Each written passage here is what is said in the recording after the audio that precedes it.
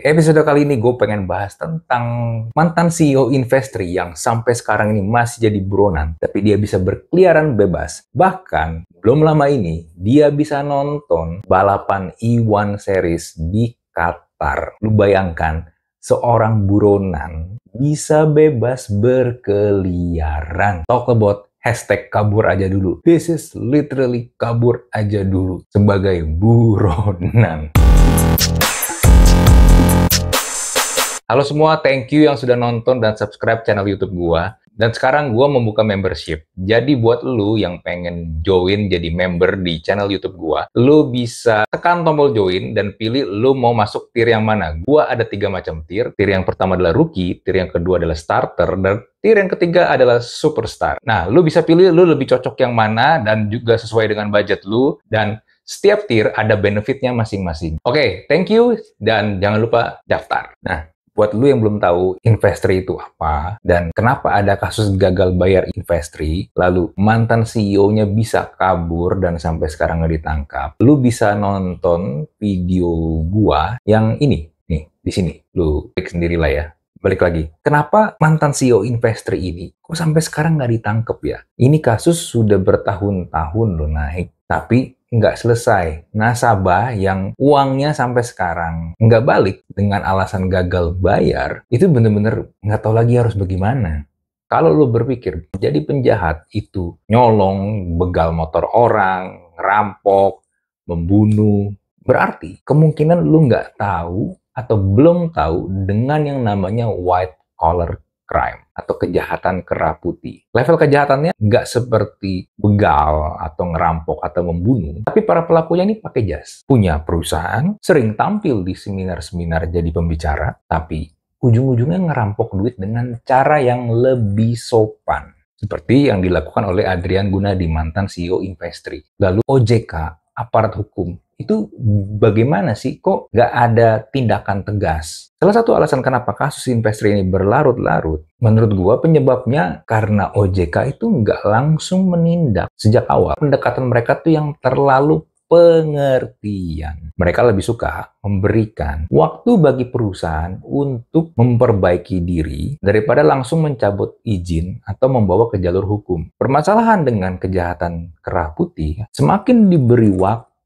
semakin mereka punya ruang untuk mengamankan aset-aset yang sudah mereka ambil dan persiapan untuk kabur kalau modus mereka kebongkar. Makanya kalau lu berharap OJK bakal secepat itu melakukan tindakan, gue yakin lu bakal kecewa. Setiap kali ada kasus investasi bodong, OJK lebih cenderung untuk reaktif daripada preventif. Potong di awal atau potong di tengah. Padahal perusahaan-perusahaan fintech itu terdaftar dan diawasi oleh OJK. Garis bawahi kata diawasi. Artinya, seharusnya OJK tahu kalau Investri itu mulai bermasalah jauh sebelum nasabah-nasabahnya tuh teriak minta uang mereka dikembalikan. Waktu permasalahan ini muncul, yaitu tadi ya, OJK lebih memilih untuk kasih peringatan-peringatan dan teguran daripada melakukan tindakan tegas. Seharusnya begitu ada indikasi gagal bayar nih, izin dari Investri itu dibekukan sementara dan aliran dananya ditutup, dicegat. Namun, seperti yang kita tahu, kenyataannya Investri dibiarin tetap beroperasi sampai akhirnya nasabah benar-benar jadi korban dan nggak bisa narik duitnya sama sekali. Plus, mantan CEO-nya udah kabur ke luar negeri dan duitnya nggak tahu kemana.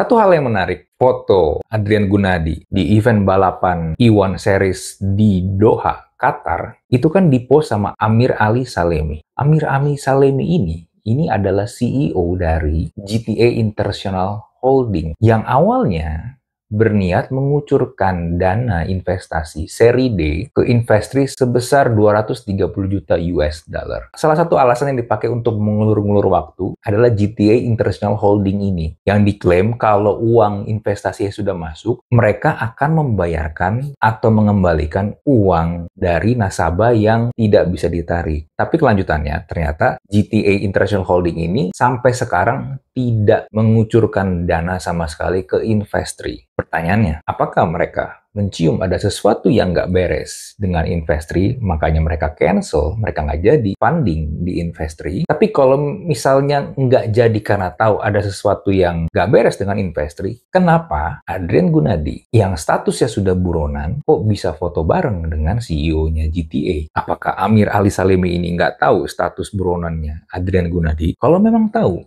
kok bisa buronan diajak foto bareng? Di-post pula ke Instagram media. Walaupun postingannya udah dihapus ya. Yang lucunya kemarin gue sempet post postingan dia ini ke story Instagram gue. Tapi nggak lama, postingannya tuh hilang. Dan ada yang nanyain ke gue, Om, kok postingan yang foto Adrian Gunadi lagi nonton balapan Iwan series itu kok hilang dari story lu? Nah, pas gue cek, iya bener lu nggak ada. Gue bingung dong, kenapa hilang? Biasanya kalau hilang kan kemungkinannya postingannya dihapus atau gue di-blok nih. Dan ternyata gue di-blok. Gue nggak bisa lihat akun Amir Ali Salimi ini. Tapi postingan itu masih ada. Kalau gue cek pakai akun yang lain.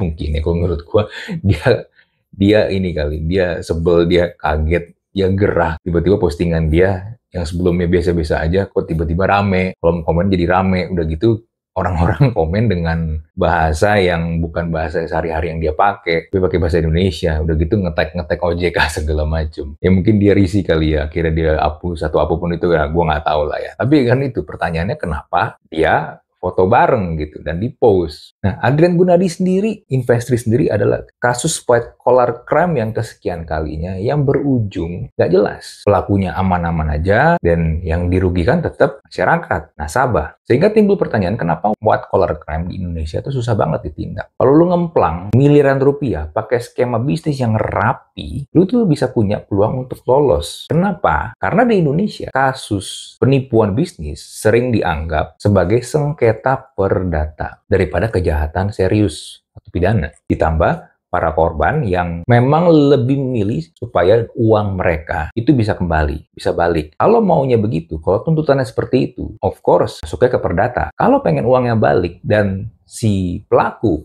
mengklaim dirinya nggak punya uang untuk ngembaliin, seringkali solusinya adalah sita aset. Tapi tidak bisa menjamin kalau aset yang dia klaim itu adalah aset yang benar-benar dia punya semua. Karena seringkali aset yang sudah dia ambil itu sudah dipindahin. Udah nggak lagi dipegang sama dia, ditaruh rekeningnya di luar negeri. Belum lagi ada yang namanya mekanisme PKPU atau penundaan kewajiban pembayaran utang. Nah, ini sering banget dipakai sama perusahaan bermasalah. Idealnya, di atas kertas, PKPU itu dibuat supaya perusahaan punya kesempatan buat nyusun ulang pembayaran utang mereka. Tapi pada prakteknya, PKPU itu sering justru dijadikan jalur selamat buat para pelaku kejahatan kera putih. Nah, jadinya sudah mengajukan PKPU, proses hukumnya jadi tertahan nih. Karena dianggap PKPU itu menjadi solusi bisnis, menambah panjang nafas dari si pelaku. Dan lagi-lagi yang paling kasihan adalah korban. Korban nggak bisa ngapa-ngapain kalau udah diajukan ke PKPU. Mereka hanya bisa menunggu supaya uang mereka dikembalikan.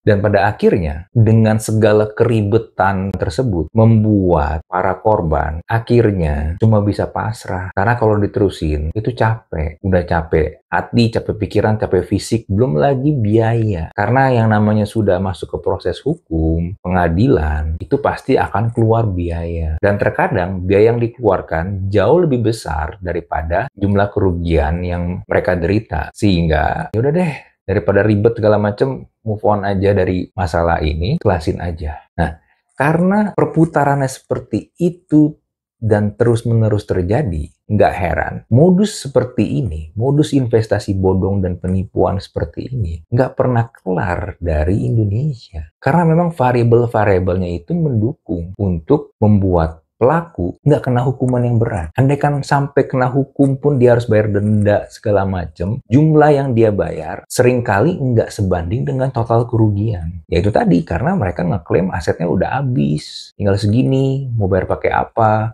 Oke, likuidasi perusahaannya, tapi setelah dihitung-hitung asetnya masih aja nggak cukup. Total kerugian nasabah misalnya korban 500 miliar, tapi setelah dihitung-hitung cuman punya aset 50 miliar. Ya, 450 miliarnya siapa yang mau tanggung? Dan pada akhirnya kita sebagai masyarakat cuman bisa berhati-hati untuk memilih uang kita mau taruh di mana, uang kita mau diinvestasikan kemana. Karena ketika udah jadi korban, kita nggak punya pilihan banyak sebenarnya. Jadi, kalau menurut gua, kalau ada tawaran investasi yang returnnya itu terlalu berlebihan, nggak masuk akal, lebih baik hindari deh. Atau kalau misalnya lu mau coba, jangan taruh semua uang lu di situ. Jangan all in semua di situ. Apalagi kalau pakai uang panas lu, uang untuk kebutuhan lu sehari-hari. Jangan. Karena nggak ada yang namanya tuh kayak instan lewat investasi. Nggak ada.